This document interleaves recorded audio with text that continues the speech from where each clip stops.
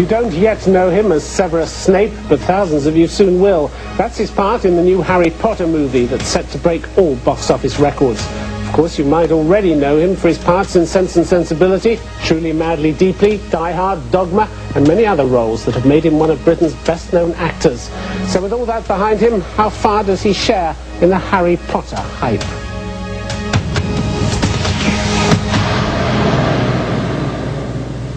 Alan Rickman, very warm welcome to the programme. Nice to see you. You managed just to sneak into the premiere, did you? To get the last half hour? Yeah, about the last 40 minutes, because we're doing a Sunday matinee of, I'm in Private Lives at the moment in the West End, and we play Sunday matinee. It's a double bill of Rickman in the West End, isn't it? Yeah, it depends on your taste. in the flesh or blown up on celluloid. How did you like it, what you saw? It looked tremendous to me. I think the thing is that whenever I was on the set and children were coming in and visiting, the endless refrain was, wow, it's just like the book. And I think that was certainly Chris Columbus's and the producer's aim to be faithful to J.K. Rowling's imagination. And I think, given the fact that at the end of the screening last night the entire cinema stood up and cheered, I guess they've done it. You're going to get a decent share. I know this is something that you've been campaigning for, you and British actors and equity, to get a decent share. Well, compared to your American counterparts. Yeah, I mean, we've been taking advantage of for far too long, and I'm not talking about people who are, whose names are sort of above the title. I'm talking, and as indeed we all are, about the people whose livelihood depends on a reasonable return when a proper rate for a day's work.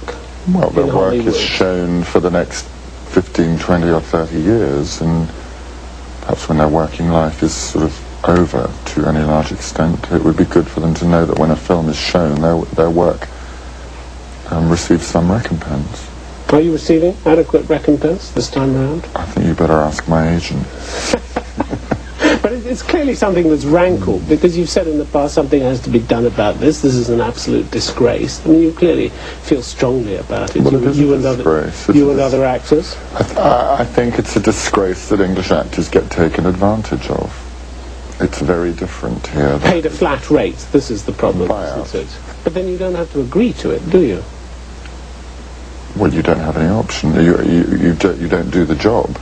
That's it. It's a take it or leave it offer, is it?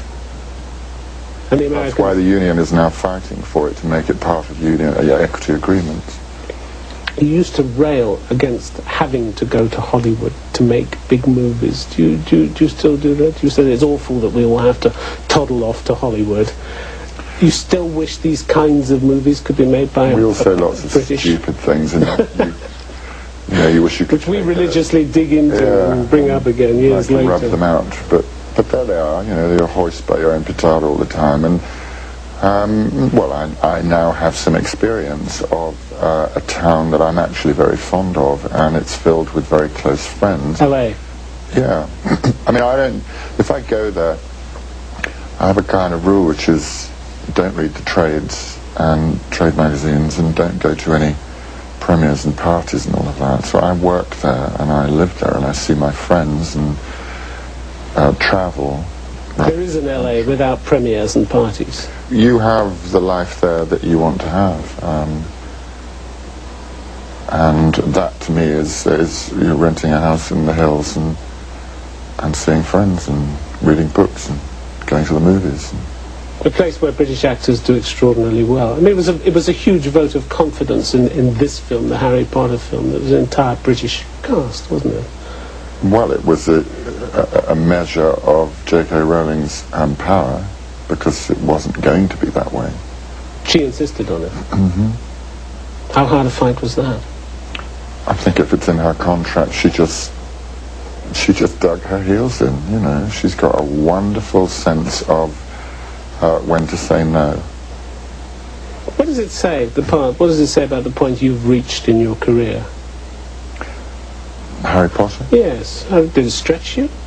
Get a buzz out of it? No, not hugely. It's great fun to be part of something that's going to be a kind of marker point, I suppose, in cinema history. Whatever people make of the film on any critical level. It's an event like the Beatles. So will as events sometimes do open more doors? Is that the idea? Is that why you took the part? No, I mean, at this point in time, I kind of do what interests me, and where I feel that I'm going. I think that my job is to be a storyteller, and actors are very much part of a storytelling chain. There's the piece of work, and one side of it's the performer, and the other side of it's an audience, and it's, I should say there's the piece of work, the actor's in the middle between the piece of work and the audience, and it's my job to be as efficient a storyteller as possible, and to look for as many interesting avenues as come up. And you can never predict what you're going to say yes and no to, because it'll probably depend on what you just did. But you say the job gets harder and harder. I think you said a few years ago, the more you understand what you're capable of, the less the instrument can do it physically.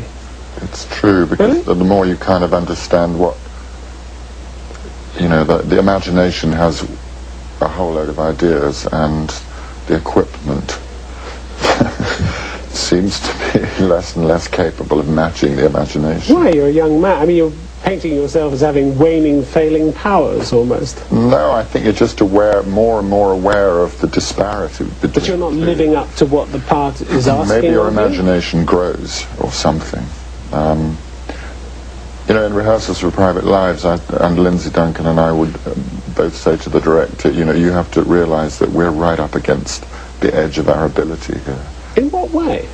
Why? Why are you up against the edge?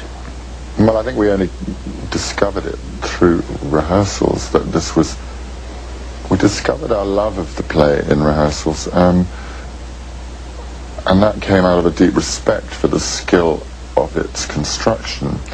And when you start to eventually analyse how a piece of work is constructed, it sort of asks you to be in a restoration comedy in the first act, to switch to Chekhov in the second act, and finish up in Fado in the third. And those are very different horses to ride. Wide range. Yes, and you need to have your feet in the saddle quite firmly. And and so I think at every performance of that, certainly you're aware of how difficult the job can be, but also of how much fun. And the same is true of Harry Potter.